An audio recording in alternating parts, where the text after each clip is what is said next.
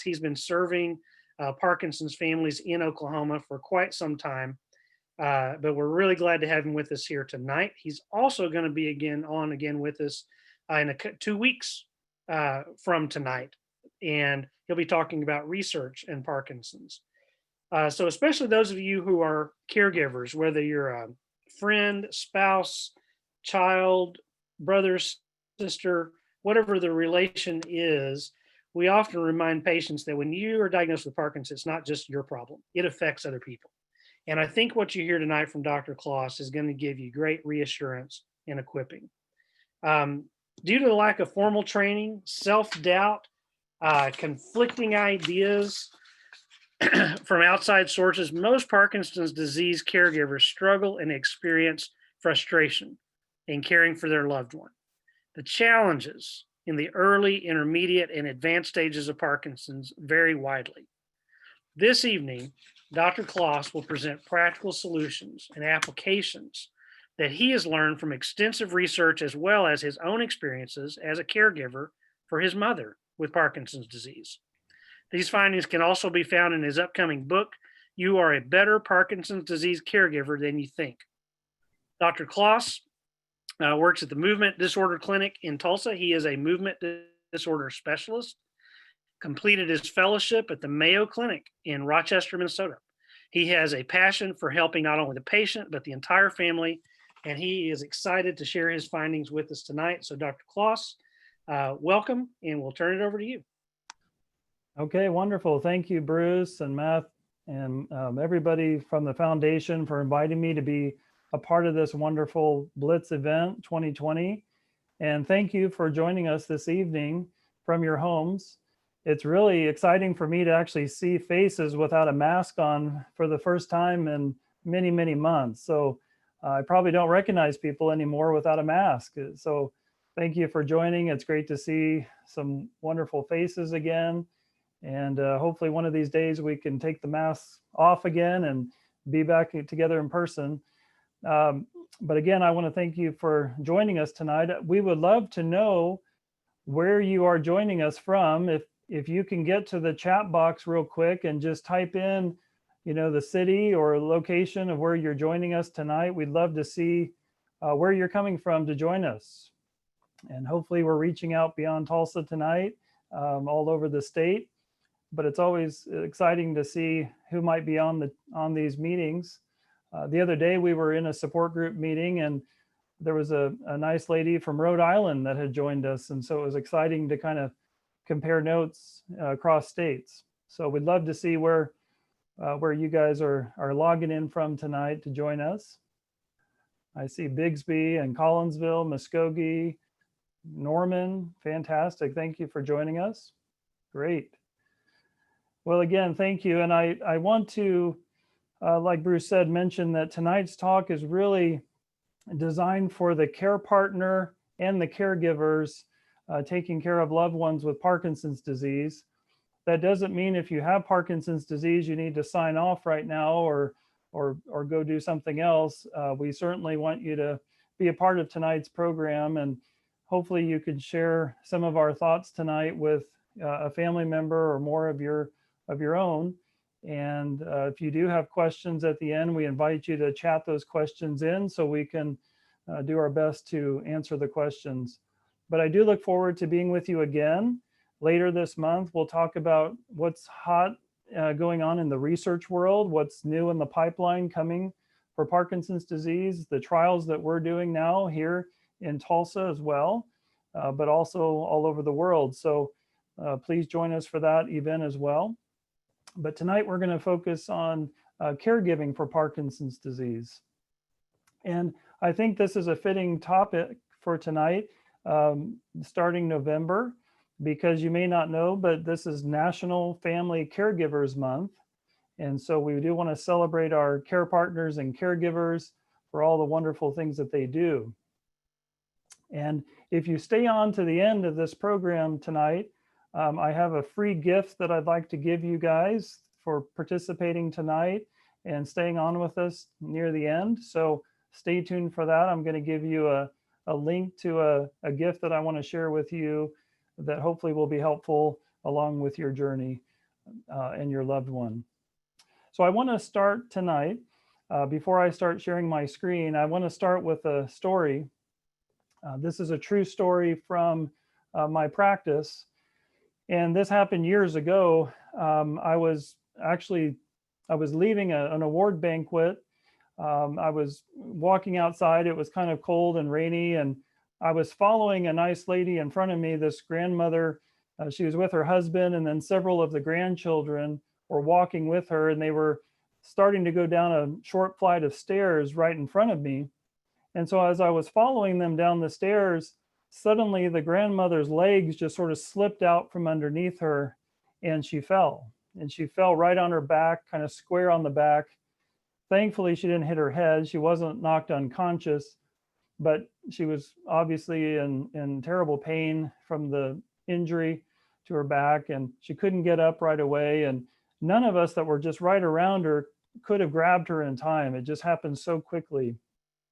And so I went over to talk to her, and she said, I need to go to urgent care, to the emergency room. I need to get this checked out. And I said, have you had falls like this before? And she said, yeah, I've been having some falls at home. I just haven't told anybody about it. It's been happening more and more recently. And I noticed her hand was shaking. So I said, well, how long have you had a tremor? And she said, well, I've had a tremor for quite a while, but they told me it was benign. It was kind of an essential tremor. So I haven't worried about it, but it's been getting a little bit worse. So anyway, she went on to urgent care, and they took some x-rays, and thankfully nothing was broken. But I asked her to come to the clinic so I could check things out and do a neurological exam. And so when I got done with the neuro exam, I sat down with her and I said, Mom, I think you have Parkinson's disease. And she looked at me and in shock, and she said, I don't think I do. I think this is something else. I think I have a bad back and a benign tremor. I just don't believe this. And so I convinced her to get the DAT scan. Many of you have heard of the DAT scan, one of the imaging tests that can diagnose Parkinson's disease. So she agreed to do it, and it came back positive, and it confirmed the diagnosis of Parkinson's disease for her. And I put her on medication, and she did very well. The dopamine helped take away the tremor for quite a while, and helped her balance. It helped her walking, and she did get a lot better. And so this was quite a surreal experience for me, as someone who's been managing and taking care of Parkinson's patients for now over 15 years, to now have a family member directly affected by Parkinson's disease. So I became a care partner very suddenly, as well as a Parkinson's disease specialist. And this is a very interesting position to be in, knowing what I know about the progression and the medications and the side effects, as you can imagine. So from there, I started researching what's available, and I knew that there's wonderful resources for patients, lots of great books, lots of websites, support groups, exercise classes, wonderful resources for patients. But as I looked around for what's available for care partners and caregivers for Parkinson's patients, I was surprised that there's just not as much as I would have anticipated by now. And when I looked at what books were out there, really there was not an extensive list really for care partners. And so I reflected on my practice, and I thought, all these families are coming in, and it's the care partner, it's the caregiver that so often has so many questions, are asking me what to expect, what's going to happen next, what's the prognosis, am I doing this right? That's a big question. Am I handling this situation the right way for Parkinson's patients? And so these questions were coming up, and questions of my own as a care partner were certainly in my mind. And I thought, boy, I don't know that we know the best answers to some of these questions. I don't know that we can even make any generalities that would be helpful necessarily, but I need to go to the source. I need to go to care partners. I need to go to caregivers that are living with their loved one with Parkinson's and find out what are the issues, what are the fears, what are the struggles that they're having, what have they learned, what are some of the great lessons that they can share with us, what's been successful for them and what has not. And that sort of spurred on a research project of my own. This started many, many years ago. And when you're busy in clinic, these research projects can take a while to complete. But I started a project with our care partners and caregivers in my clinic. And I'm so grateful that they were generous in their time and their willingness to share such great information with me. And what we did with this group is we took the caregiver or the care partner and put them in a separate room, and we took the patient in another room, and we gave them questionnaires and surveys to complete. And it was really questions and discussion about caregiving itself. And I wanted to find out how the caregivers were doing, what their concerns were, and how they thought they were doing. But I also wanted to have the patient's response to those same questions. How do they think the caregiver is doing? And what do they need? What help are they wishing they had? And what's going well and what's not going well? And it was anonymous, so they didn't have to worry that I was going to come back in the room and share all the results with each other and put everybody on the spot. They knew I wasn't going to talk about this any further with them, so they could be very honest and open if they were willing. And we put those two questionnaires together and we split them by staging of the illness. So I had data coming back from patients who were in the early stages, patients that were sort of in the intermediate stages, and then patients and caregivers in the later stages of Parkinson's. We also looked at gender issues. We interviewed groups of men caregivers and then separately women. We call this an advisory board, where we met in a conference room and we just picked their brain and tried to get all the information that we could related to gender differences and how they approach caregiving for Parkinson's. And that was very eye-opening as well. So as I collected all this information and learned just wonderful things, I decided I needed to put this in a book. I needed to write this up and get this out for people to enjoy and to learn. And I needed to learn this information myself. So that project, and I'm going to share my screen now here with you guys. So give me a second here. So that formed the first project that led to my book that's coming out next Tuesday, November 10th. It's called "You Are a Better Parkinson's Disease Caregiver Than You Think." And what I want to share tonight are just some of the lessons that I have in the book that we learned from this project. I don't have enough time tonight to share everything with you, but I want to give you some important lessons that we learned. And I want you to know that we have another book coming out, hopefully early next year, that will be from the side of the patient. So the second book will be the research that we learned from the patient's perspective of what they needed from the caregivers. So stay tuned for that. And I also decided that I wanted to go a little bit beyond just writing a book. Here's the link just to show you, for those that don't think I can actually write a book. I had lots of help, thankfully, but it is actually going to happen. My family doubted that this would come to fruition, but it's coming out next week. But we also have a podcast that we're starting. So it's a free podcast that will be on iTunes and all the different outlets that provide podcasts. This is going to be a Parkinson's caregiving podcast. And I'm hoping it will debut in the next few weeks during this month of National Family Caregiving Month. And we have lots of interviews with caregivers and patients and doctors. It's going to be an interview-based podcast so that you can hear from people that are very knowledgeable about the different topics and issues. But I'm coming at this from the medical side as well, with information that can help the caregivers with how do we digest these new medications that are coming out? How do we understand the risks and benefits of the new treatments.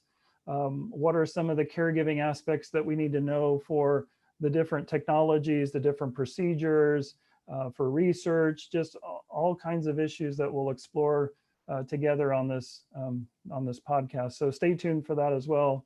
And we're looking forward to that adventure next.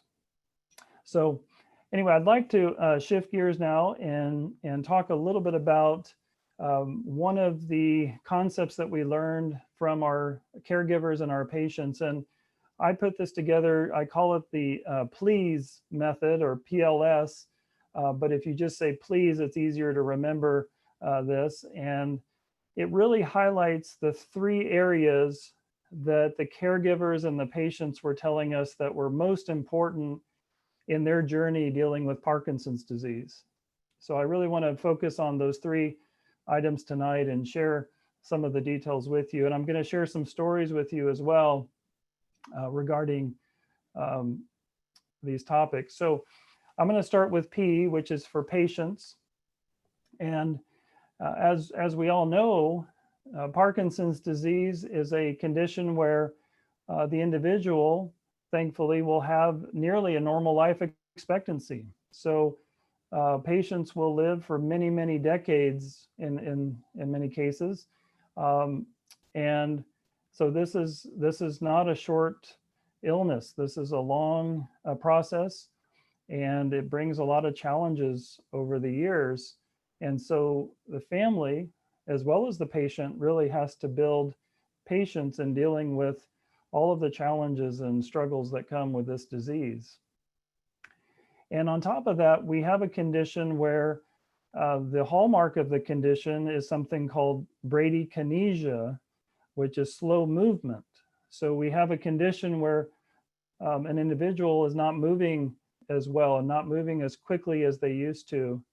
And it can also involve the thought process as well, called bradyphrenia, where it might take longer for an individual to respond to a question, to come up with the thought or idea that they want to share. And we've all sort of experienced that, I think, with our loved one, where sometimes we're wondering, did they hear the question? Do they understand what we're talking about? And then clearly a beautiful answer comes out and we realize it was just a delay of processing, but everything was working just fine cognitively. And in the early stages of Parkinson's disease, obviously the care partner is typically not having to do very much hands-on with the patient at that point in most cases. They're really going along with life and the treatments, I think generally like it was before the diagnosis for the most part. Now, sometimes there are changes already early on that we have to get used to. I want to share a story of a wonderful couple that I've gotten to know in my practice. And they share the story of enjoying cooking together. So they would make dinner together. It was just the two of them, typically at night, cooking dinner together. And so he loved to chop up the vegetables and would sort of work at that very slowly and methodically. And she's a type A person, so she would get very frustrated and just wanting him to hurry up, cut the vegetables, let's get it in to the pot and move on with the dinner prep. So she found that she was struggling with having patience and not wanting to just take the job away from him every time this would happen. And certainly she could just take it over and do it very quickly, and often she did. And she realized that she was experiencing a lot of guilt for doing that. Why did I do that? Why did I take that away from him? I should have let him finish the job. He's more than capable of doing it, but I got impatient and I just took it away from him. And then there's some stories of patients later on in the progression where maybe now it's more and more difficult to eat a meal at the same pace as their family. And there was a nice lady in my practice who was losing weight steadily. Her family was trying to figure out why she wasn't eating as much as she used to, and she kept losing weight. And when I had the chance to really talk to her privately about what was going on, she admitted that she felt really bad that it was taking her so long to eat her meals. and she didn't want to hold up her family. She didn't want to slow them down. They were just sort of scarfing it down as we typically do in our American diets.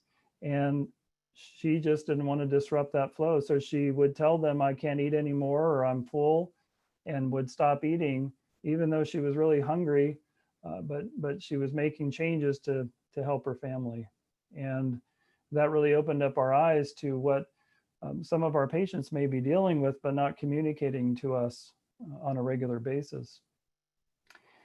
And then we've certainly come across situations where a patient's having some challenges in talking, especially in the clinic setting, or even just in conversations with other families.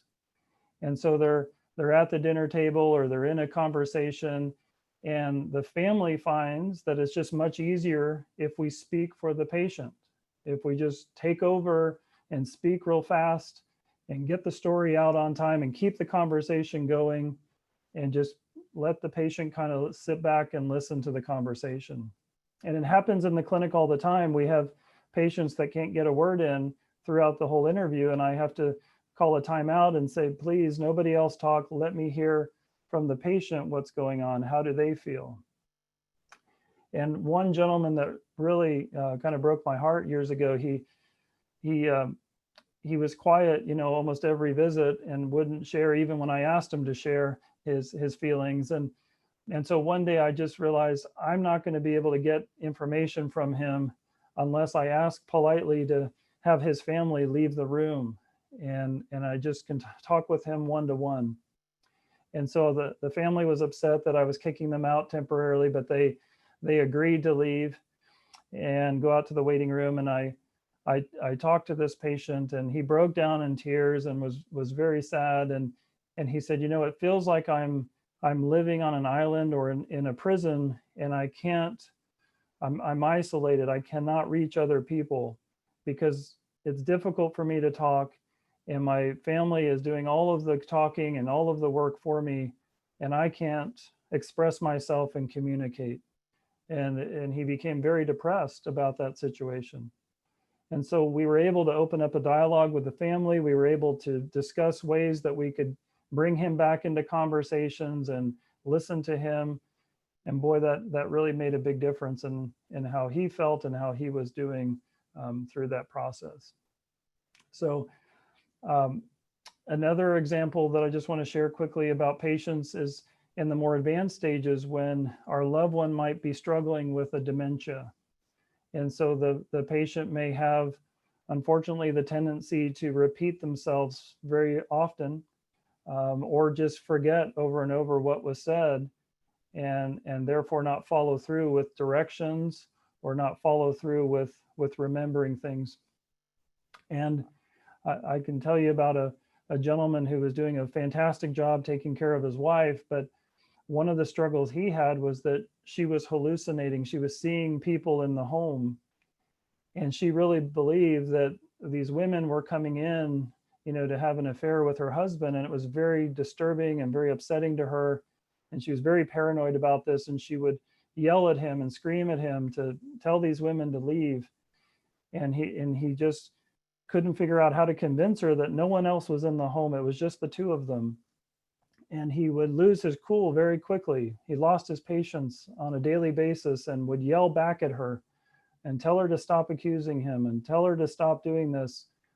And of course, they would both be so upset. And then he would feel guilty. He would feel terrible that he yelled at her and that he reacted that way, knowing that this wasn't her fault. It was the illness doing this to her. And so we see these kind of struggles with caregivers, especially in the later stages. And so our caregivers that reported back having a much more successful journey in caregiving and their relationship with their loved one, they reported back that they were finding ways to develop more patience. And I'm struggling with this myself. I'm not lecturing to you as someone who has just an abundance of patience. I'm working on this myself with my mom. And My dad, fortunately, is one of the most patient people I've ever met. I think some people are just born with the patient gene, and he could play for hours and days with the grandchildren and never get tired and never want to eat a meal or have a drink of water. If they want to keep playing, he will do whatever game they're wanting to play and never complains and just goes on and on and on. And we've never seen anyone with that kind of patience before in our family. Um, so I think some people are just born with a tendency to have better patience and others are not, but we can all work on it. Patience can be developed and improved. And some of the ways that patients were reporting back to us with some techniques that they were using involved two aspects. One aspect is dealing with the moment itself, leading to some struggles with patience. But then the other aspect was trying to prevent the escalation to the event where they were challenged for their patience.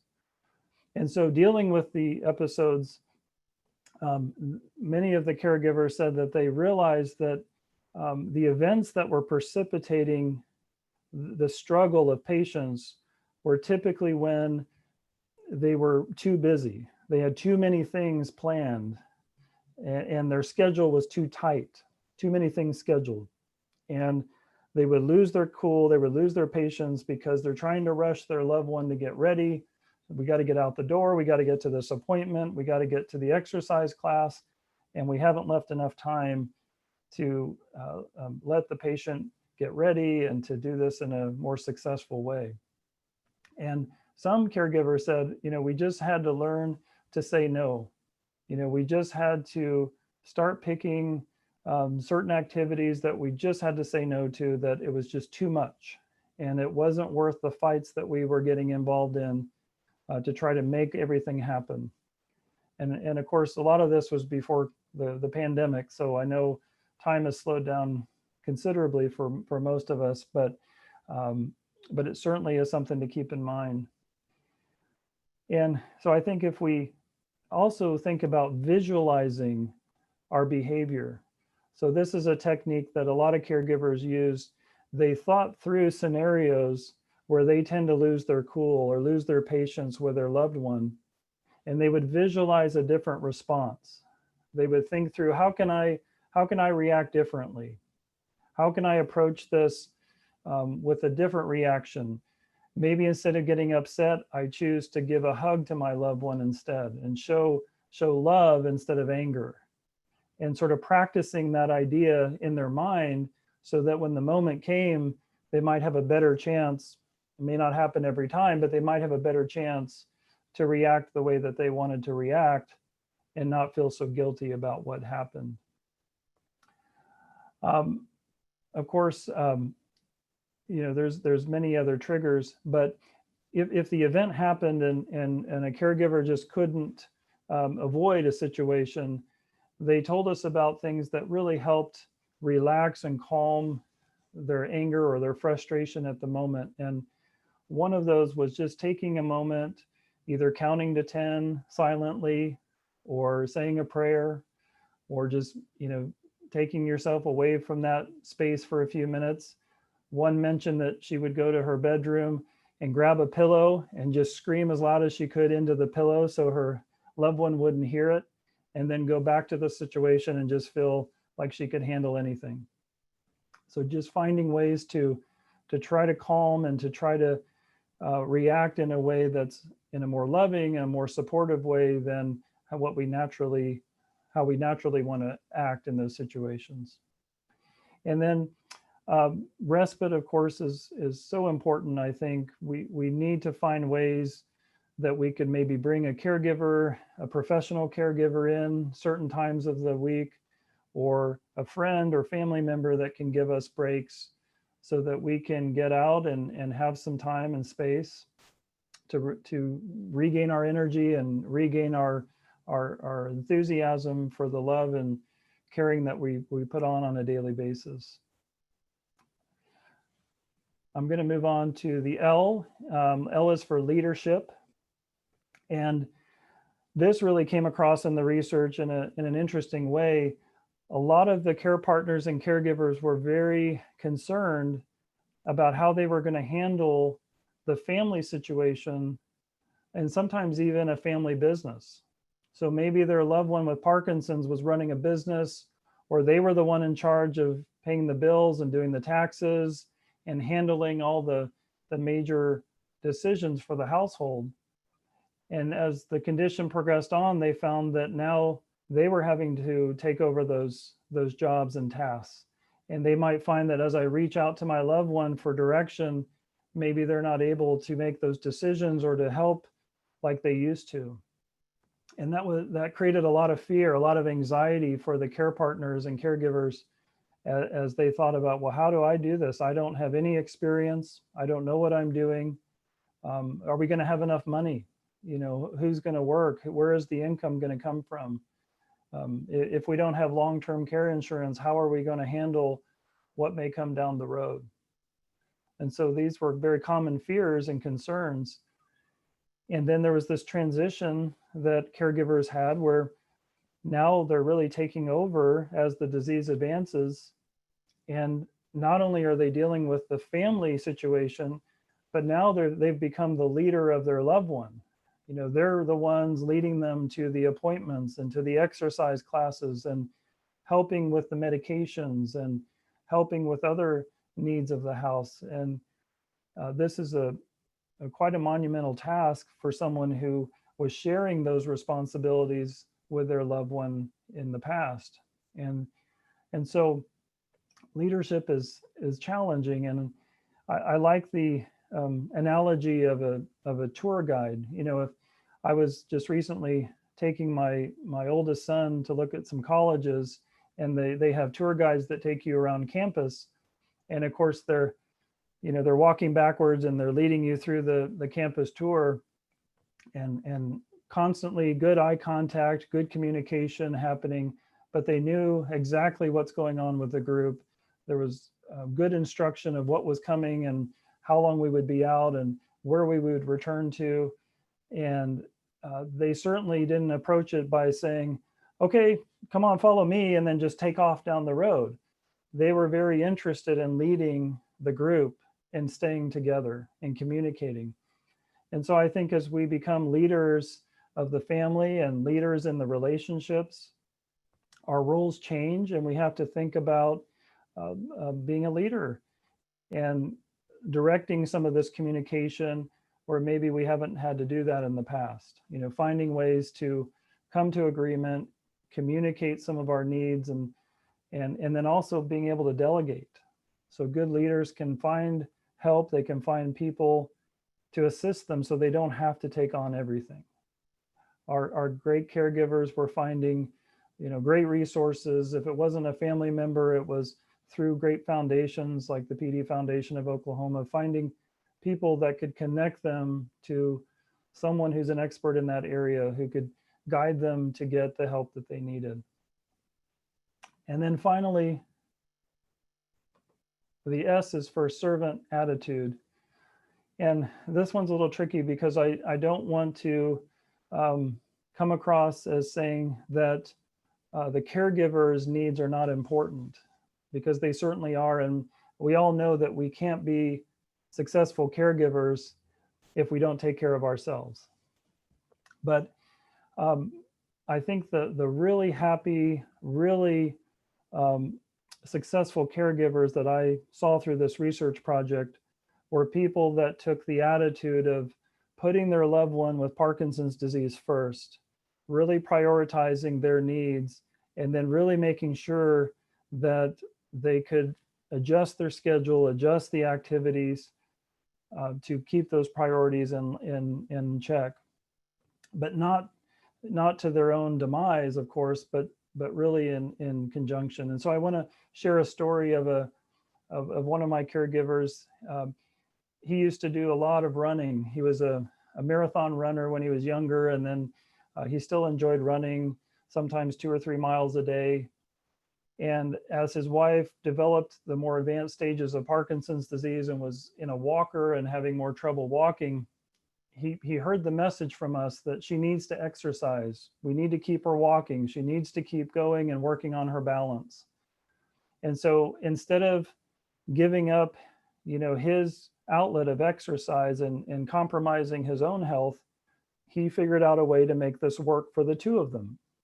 And so what he did, they lived in a small town, and he had the ability to take her to the high school football stadium where they have a track around the football field. And so he would put her out on the track with her walker, and she would just kind of mosey along, walking along the track around the inside. And then he would start his jogging routine. And he said it became a wonderful memory, a wonderful event, because every time he would go by her, he would, give her a kiss on the cheek, or he would give her a high five, or there would be some interaction together and a smile as they were both trying to get their exercise in. And he knew that she was safe. He knew that she wouldn't fall as long as she had the walker there. But it was something they could share together. It was an experience together that helped both of them, kept both of them healthy. But he thought of creative ways like that to really put her needs high on the list, but also kind of watching for his as well. And the same is true even in earlier stages when our caregivers, our care partners are thinking about these medications that are taken so frequently. When do we get the meal times in? How do we avoid the protein directly at the same time as medications? So it really becomes a partnership of figuring out how do we do this together to help ultimately the patient have the best days, the best responses to medication, to be safe, and to have anything we can do to help them with the progression, slowing the progression. And so caregivers were sharing some of these wonderful ideas with us, and it just really warmed our heart to hear this. And so really the point of this book, the title, the publisher kind of looked at me and said, that's kind of a strange title of a book. Why, if patients are good caregivers, why would they want to read your book? And the point of this study, this research project really was that caregivers, when I asked them to grade themselves, and I wonder what you would say tonight. Think about the grade that you would give yourself as a caregiver or a care partner. What letter grade would you give yourself in your process right now? Don't say it out loud, but just kind of silently in your mind. And we asked these care partners and caregivers to sort of rate themselves, not necessarily in a formal grade, but just how well do you think you're doing? And then we asked the patients of those same caregivers, how do you think the caregiver's doing? What's your grade? What's your impression of how they're doing? And I was blown away that the majority of the caregivers and care partners gave themselves terrible grades. And when I looked at these sheets, I thought, you're just a wonderful, incredible caregiver. I can't believe you're being so hard on yourself. But they were giving themselves a terrible grade. And meanwhile, the patient was saying, A+, wonderful. These caregivers are outstanding. My family is just the most wonderful. They do the most wonderful job. And I'm so thankful for all the love and all the support and everything that they do. And there was this great mismatch between how the caregivers thought they were doing and how the patients were rating them. And in my mind, I was thinking, well, who's the best judge? Who's the best person to grade their efforts as caregivers? It's not me, as the doctor. It's really not important that I'm grading them. It's really most important how the patients are grading their caregivers, what they're thinking. That's who we're serving as caregivers. And so the lesson for me to share was that we need to not be so hard on ourselves, to realize, yes, we will make mistakes. Yes, there's things that we can do better. We can say things differently. We can approach this sometimes in a better way. But only us, only the care partners and caregivers that know the loved one that we are living with or working with, we're the only ones who will give that kind of love and attention to them. And no one can give that same love and support that we can. And they feel it, and they appreciate it, and they love it, even if they can't tell us. And that was part of the problem. I think a lot of caregivers just didn't hear that from the patients. And so they didn't know how I'm doing. What do they think about me? But the patients, if they could express it, or if they wanted to express it, they would say A plus, fantastic job. And so I was really, really blown away by that response. So I promised earlier tonight that I would give you guys a free gift. This isn't anything worth any money necessarily, but I do want to tell you about our new website. This is pdcaring.com. This is my new website. It's not 100% complete yet, but it's in the process of being built. But you can get on the homepage tonight. And at the very bottom of the homepage, you'll see this at the very bottom. It says, get your free PD Caring Leader Guide. All you have to do is just put your information in there and click the button, and you will get an email with a document that I put together. And this is to try to help our caregivers and care partners, help them in their leadership approach. The L in this PLS Please method. The document, I want to show it here. It's a 2-page document that I was thinking of things that, or aspects of Parkinson's disease that can be monitored and evaluated and even followed over time to monitor progression. And I know it's kind of overwhelming and there's a lot of things to keep in mind, but sometimes our doctors and our healthcare providers may not have the time to go over this list at every visit. They may have to focus on 2 or 3 things that you've brought to their attention, or they've started a new medication and they spend the time discussing that new medication. But this document will give you some ideas, some exams, and some evaluations that you can keep in mind, and you can write down next to them if that's been done, or how long it's been since the last time it was done. And then I would encourage you to bring some of these ideas to your healthcare provider and say, we've noticed a difference in the cognitive abilities of my loved one.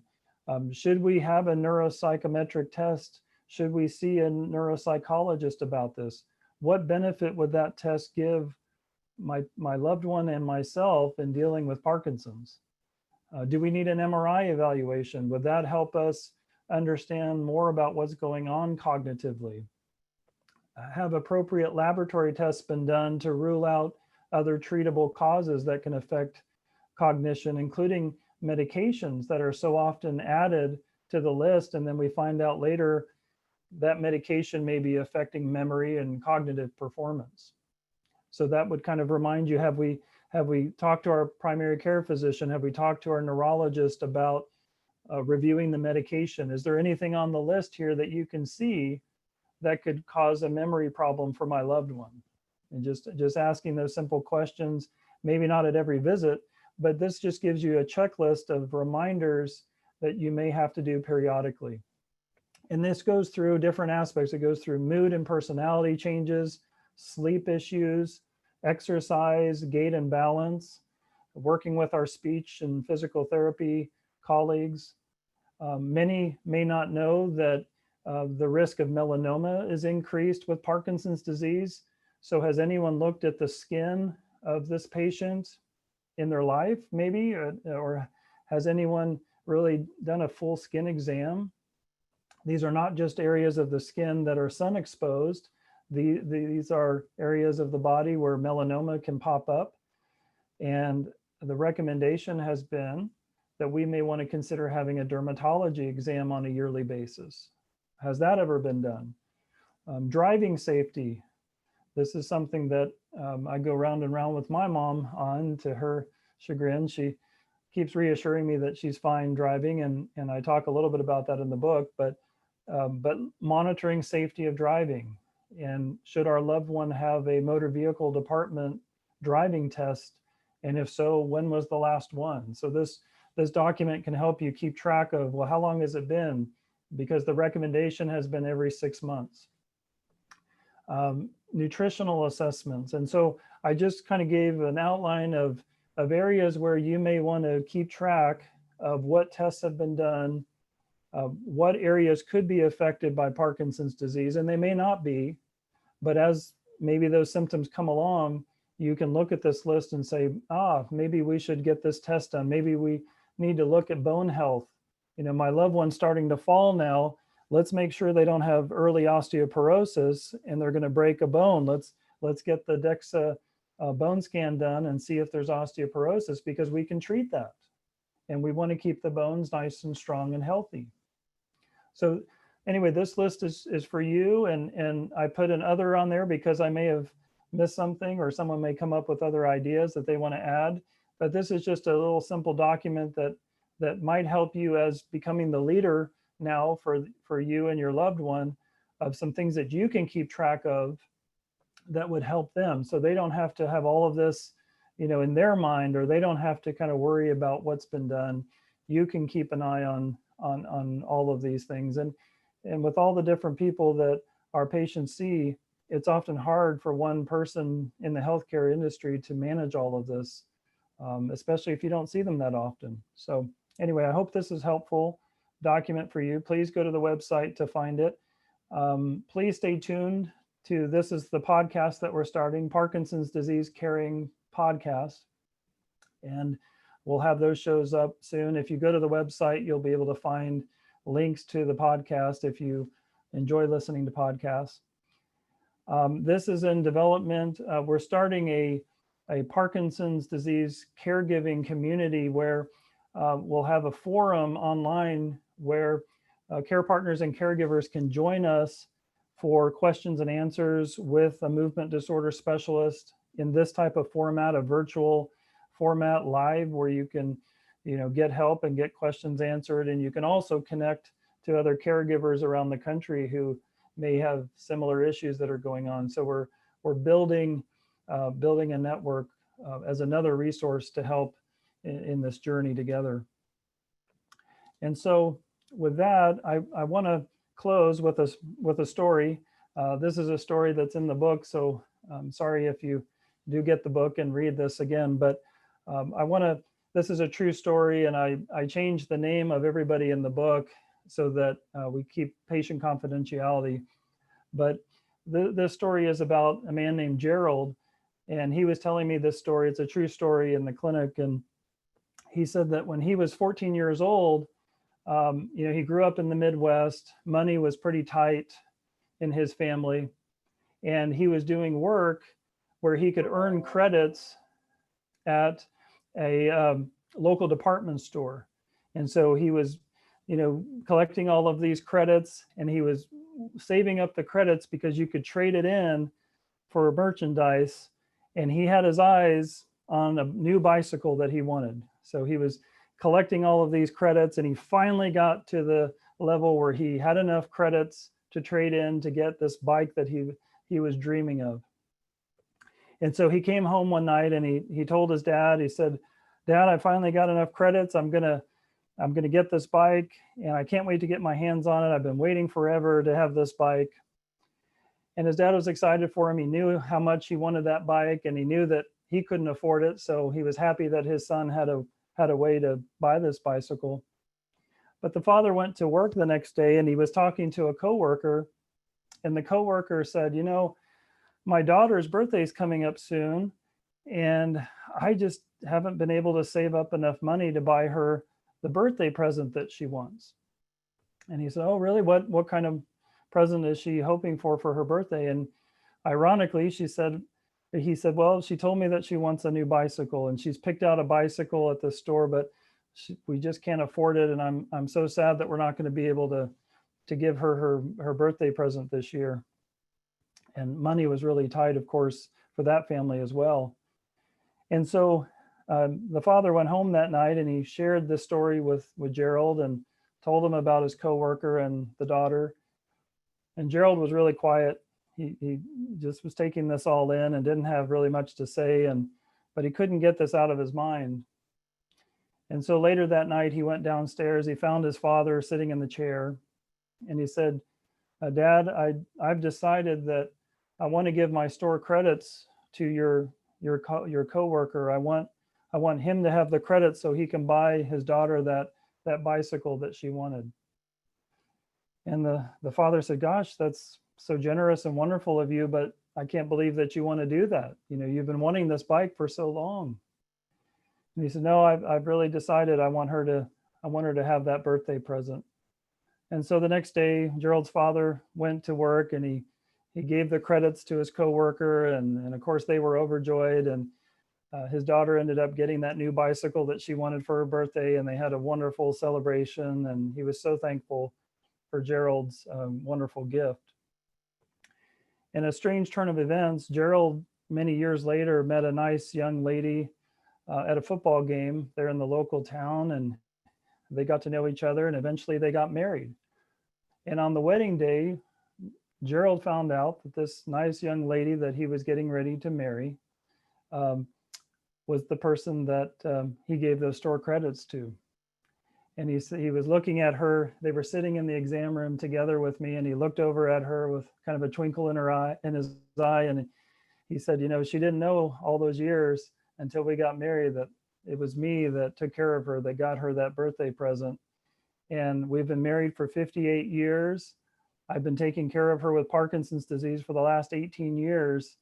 And he said it was just meant to be that I was going to care for her and that we were going to have this partnership all these years. And it was just such a beautiful story. And I'm just so grateful that he shared that with me. So I encourage all of us to, during this month and moving forward, to just really have the mindset of this sort of please model of how we can build patience, how we can work on our relationships, how we can become better leaders for our family and for our relationship with our Parkinson's loved one, but also how we can continue to serve their needs as we serve our own, but really putting them forward as the top priority, and continue to show our love and affection for them, because we gain so much happiness by serving others instead of ourselves. And I'm thankful I'm now in this opportunity to do the same thing and to learn with everybody else on how to be a better caregiver. So again, I want to thank you for joining this talk tonight. I hope some of this was helpful to you. And I'd love to take your questions if you have any questions regarding these topics or anything else tonight. So thank you for staying on with me here to the end. Thank you, Dr. Klos. That was really pretty fantastic. There's one question that I don't know if you can see this one or not, but what differences, if any, do you see between male and female caregivers? Yeah, that's great. So, one of the major issues had to do with keeping our loved one at home versus thinking about the possibility of an institution, assisted living, or even a nursing home placement decision. That was sort of a striking difference I found. Not something you can really generalize completely, but I think the men overall tended to be much more protective. They wanted to keep their loved one home. And of course, most of the time they were much more physically able to do the hard work at home as far as lifting and transfers and helping their loved one with all the equipment and all of the needs that are there. So it was probably a little bit easier for them to make that decision in many cases. I think the women kind of struggled, I found, with the issue that some of their husbands, where they were really strong leaders of the family, and they were now having to deal with not only the diagnosis and the illness, but the change in life that happened. Now we're not working. Now we can't accomplish the same things that we used to. And there was a lot of deep frustration and anger that was present, and it was coming out in many cases directed at the family, at the caregiver level. And so unfortunately, some of the women felt that it was very challenging and how to handle that, how to have a loved one that was just feeling most comfortable expressing those frustrations and anger to them, and not knowing how to really handle that. And unfortunately, in some cases, just not even feeling safe to have that individual in the home anymore. And so many of them had to make a really challenging decision to move their husbands into a nursing home.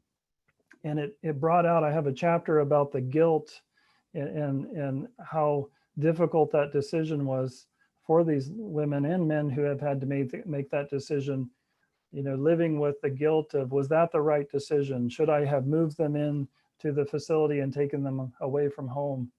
And it's especially difficult when they would go visit them, and the loved one would say, please take me home, get me out of here, just take me home with you, I don't want to be here.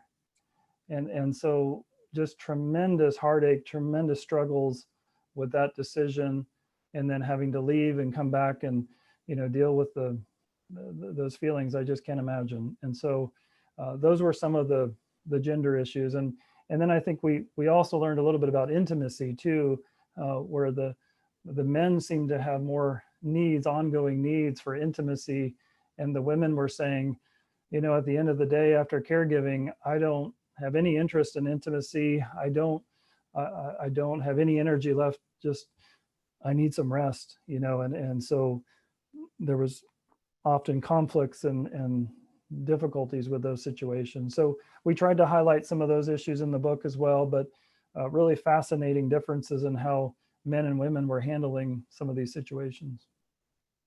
Dr. Klos, there are a few questions coming in that kind of speak to that tension of when maybe the caregiver is allowing the patient to speak, but maybe the patient's not that forthcoming or complete in information, and so there's kind of a tension there between, let's let them talk, but we want to make sure you know what you need to know. Can you speak to that a little bit? Right. Well, and I'm always so impressed with the caregivers that I see in our clinic, because they really do a great job of checking with the patient first and saying, do you want to talk first? Do you want to share first? And often the patient says, no, you go ahead. You explain what we talked about before this meeting. And so I think communication is important. I think it's important that you really discuss with your loved one before you go to the clinic or before you go to these meetings, how are we going to handle questions? Who's going to answer the questions? How do we want to go about this? Because I don't want to step on your toes, and I want you to have a voice. I want you to be heard. And is it okay with you if I share some of these other important details? Because I need some clarification on that. I need the doctor to tell me, what do I do in this situation? Or how do I handle this medication? Or is this a problem that we need to know about? And so they would come to sort of an agreement and maybe even make a list. Okay, I'm going to talk about these things, and then the other person's going to talk about these issues, and we're going to hold to that agreement. And that would settle a lot of the tension and problems. I think when people just come and try to wing it and say, okay, let's just tell them what's going on or tell her what's going on, that's where some of the challenges can set in. So I think communication is just the key, talking about it. And, one of the things the patients were telling me is that caregivers, please understand that we're not as fragile as we look. A lot of times we look fragile from what the disease is doing to our physical body, but oftentimes we're not fragile, and we don't always need help, or we don't need you to do that. I want to do that. I want to say those things, or I want to be involved in those decisions as much as they can be. And obviously there are places where cognitive changes make that more and more challenging. But I think we have to be aware that a patient needs the voice. They need an opportunity to share and to do things, and before we jump in and take over. There's a question about, do you see the chat box? Are you able to see that, Dr. No, I'm sorry. I'm okay. Do you suggest we have neurologists as well as coming to you to get all the tests mentioned in the guide? So I don't know if that means seeing a movement disorder specialist and a neurologist, or kind of a balance of getting that done. Yeah, and these are not tests or evaluations that have to be done, first of all. So I don't want people to get stressed over this, that, gosh, all these things have never been done. We've been wasting all this time. Why hasn't this been done? Many of these things are not necessary in every case. And certainly if you're not having those symptoms or problems, those evaluations may not be necessary at all. But I wanted to have an exhaustive list that you can refer back to if those problems develop, or if you're starting to see signs of, gosh, it seems like you're struggling with some swallowing issues now that I haven't seen before. let's bring that to the attention of the doctor, and let's talk about, would any of these tests be important for us to do? Should we see the speech pathologist and have a swallow study done? And if we should, how often should that be done to monitor those problems? And some people may not be aware that there is a swallow test that can be done, or swallow therapy that's even available through the speech therapist. So I just wanted people to have, some different ideas to present. Now, you don't have to bring all of those to the movement specialist or the neurologist. Some of these may be just fine to take to your primary care office, your nurse practitioner, whoever you're seeing.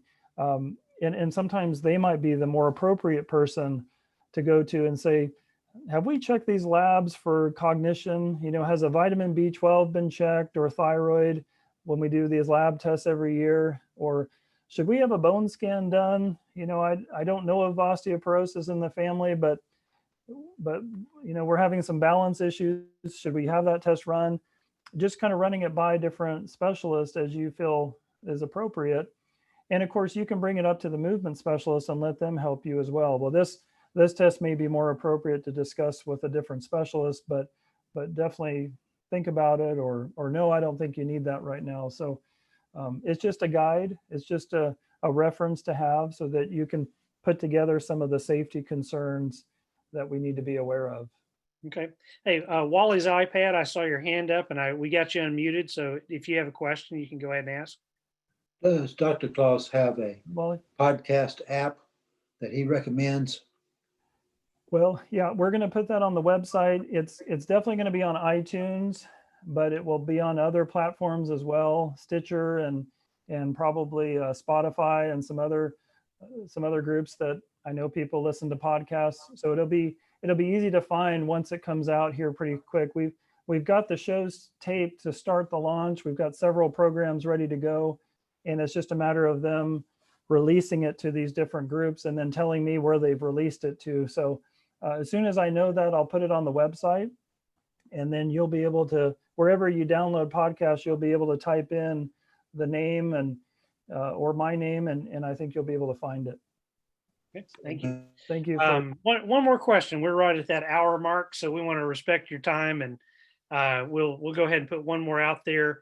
Dr. Klos, do you have a preference if someone emails you ahead of a visit, or if they kind of interrupt with questions? Because sometimes time can be tight in neurologist visits, and so sometimes it's easier to get a long visit, and sometimes that's more difficult. Do you have a preference on that, or what do you suggest? Absolutely. I know that there are some neurologists that will say, I can only take maybe 2 or 3 questions or 2 or 3 issues to discuss at this appointment. What are those? And then it's like, we don't want to hear anything else. But I don't think that's necessarily a good idea, because sometimes there are multiple things on the list that are connected to the same issue, but you may not be aware of that. So I love it when our families, our caregivers, or our patients send me a list ahead of time, or email me a list, or just bring one to the appointment and give it to the desk and say, show this, so that I think it's helpful to read it ahead of time, and I can quickly put different aspects together, different issues together, and lump them into how can we address those, so that all of your concerns and questions are taken care of, but we can maybe tackle them in groups instead of every single individual one by itself. So it's very helpful if you can organize those thoughts and questions ahead of time. And that's also part of what I'm trying to build with this community, is that I want to have a way that people can send in email questions. And one of our shows that we're going to do with the podcast periodically is answering the email questions on the podcast. We'll try to respond to people as best we can as well through email. But I think a lot of these wonderful questions that'll come in will really be good to share with everybody who's going to download the podcast and hear what are the issues people are dealing with, and what are some suggestions they might consider. Okay. Well, as we close, I'll clarify one thing here. There was a little question about the difference between a movement disorder specialist and a neurologist. Neurologist is, in fact, your Parkinson's doctor. Dr. Klos is a neurologist, but a movement disorder specialist has done a fellowship, which is really the most training that you can do as a neurologist. Is that the best way to say that? Yes, yes. Yeah, Okay. and we typically spend another year or sometimes 2 years just training in movement disorder conditions like Parkinson's disease. So, but all of the neurologists really have wonderful training and can handle Parkinson's disease and all of these issues. So, we are thankful for all the help that we have, and I know that Oklahoma is getting more and more movement disorder specialists now. So we're thankful for all the help. We need it. We need everybody pitching in and helping as the number of patients really increase exponentially. So again, I'm thankful for Bruce, what all of you do at the foundation, and I'm thankful for all of you joining us tonight and taking some time out to be with us. And I look forward to working with you and helping as much as I can as we journey together. We're in this together, and I'm going to continue to try to get better for the sake of my mom too. So again, thank you for joining us. Okay. Well, thank you, Dr. Klos. This was a real treat. Thanks to all of you patients, family members, caregivers, care partners. Thank you so much for joining in tonight. We'll have Dr. K again on Dr. Klos again, sorry, on November 19th, 6 o'clock. He'll be talking about PD research. You might want to check out pdcaring.com, which he checked out, and his book will be coming out next week, and we'll probably have some copies of those if you're not comfortable buying or accessing books online. So thank you all for joining us, and we'll see you along the way. Thank you. Thank you. Hi, guys.